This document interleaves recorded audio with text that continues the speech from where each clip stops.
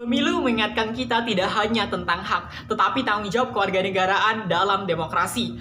Robert F. Kennedy. Assalamualaikum warahmatullahi wabarakatuh. Kami bertindak sebagai tim kontra dengan tegas menolak mosi pembatasan kewenangan Bawaslu dalam penanganan pelanggaran pemilu pasca penetapan hasil perolehan suara secara nasional. Dewan Juri yang terhormat, latar belakang mengapa diangkatnya mosi kali ini karena banyaknya jumlah pelanggaran pemilu yang terjadi di Indonesia. Berdasarkan laporan kinerja instansi pemerintahan Bawaslu, setidaknya pada tahun 2018 terdapat 1.236 kasus pelanggaran pemilu dan kemudian meningkat hampir 200% pada tahun 2020, yakni sebesar 3.576 kasus pelanggaran. Hal ini mengindikasikan kepada kita semua bahwasanya kewenangan Bawaslu tidak dapat dibatasi, justru harus diperkuat oleh konstitusi. Kemudian Dewan Juri yang terhormat, yang arif lagi bijaksana, sejalan dengan hal tersebut, Bawaslu memiliki fungsi sebagai lembaga pengawas sekaligus berperan sebagai hakim serta eksekutor dalam menangani berbagai macam pelanggaran yang terjadi pada saat maupun pasca pemilu. Hal tersebut berdasarkan amanat Undang-Undang Pemilu Nomor 7 Tahun 2017, sehingga dapat kita interpretasikan bahwasanya Bawaslu berperan penting dalam menciptakan keadilan pemilu dan pemilihan serentak di tahun 2024 mendatang.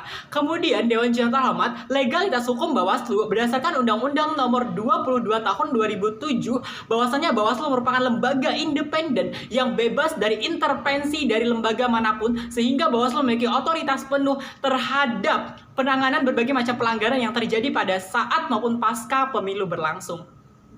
Selanjutnya, kami akan menjelaskan mengapa kami berada pada posisi standing kontra terhadap mosi pembatasan kewenangan Bawaslu. Yang pertama, berdasarkan amanat Undang-Undang Nomor 7 Tahun 2017, pasal 95 dan 96, Bawaslu memiliki kewajiban dan wewenang untuk menerima serta menjadi eksekutor utama dalam penindaklanjutan seluruh pelanggaran dan juga kecurangan dalam proses pemilihan suara. Dewan Juri yang terhormat, apabila pembatasan dilakukan, artinya Bawaslu tidak memiliki kuasa penuh untuk mengeksekusi pelanggaran yang terjadi pasca penetapan hasil perolehan suara secara nasional, dan ini akan mencederai amanat undang-undang terhadap kewenangan dan juga kewajiban Bawaslu.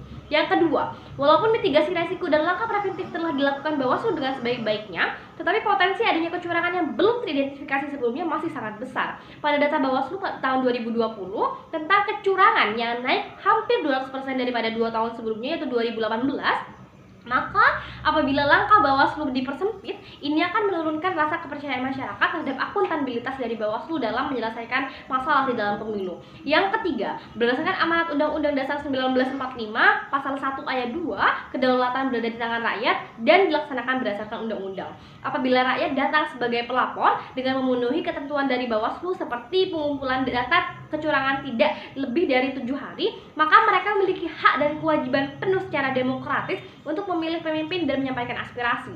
Apabila laporan mereka ditolak, maka ini akan menurunkan rasa empati masyarakat terhadap Bawaslu dan juga mencederai hak rakyat dan melanggar konstitusi. Pembahasan kami selanjutnya yakni terkait akuntabilitas Bawaslu dalam mewujudkan keadilan pemilu 2024. Poin pertama, bahwasannya Bawaslu memiliki akuntabilitas yang tinggi terhadap tugas dan wewenangnya yang dapat dilihat dari persentase jumlah pelanggaran yang dapat ditangani hingga 100% oleh Bawaslu berdasarkan data dari laporan kinerja instansi pemerintahan Bawaslu di tahun 2020. Kemudian, Bawaslu juga dapat melihat potensi pelanggaran yang akan terjadi di pemilu 2024 mendatang berdasarkan Undang-Undang Nomor 22 Tahun 2007, di mana terdapat 4 pelanggaran, yakni yang pertama pelanggaran administrasi, yang kedua pelanggaran etika penyelenggara pemilu, yang ketiga pelanggaran hukum lainnya, dan yang keempat pelanggaran tindak pidana. Yang artinya apa, Dewan Juri yang terhormat? Jika Bawaslu dapat mencegah dan juga mengatasi hal-hal tersebut untuk terjadi, maka itu akan menjadi salah satu indikator utama keberhasilan Bawaslu untuk mewujudkan keadilan pemilu 2024 mendatang. Kemudian, Bawaslu juga dapat mengoptimalkannya dengan mensosialisasikan kepada masyarakat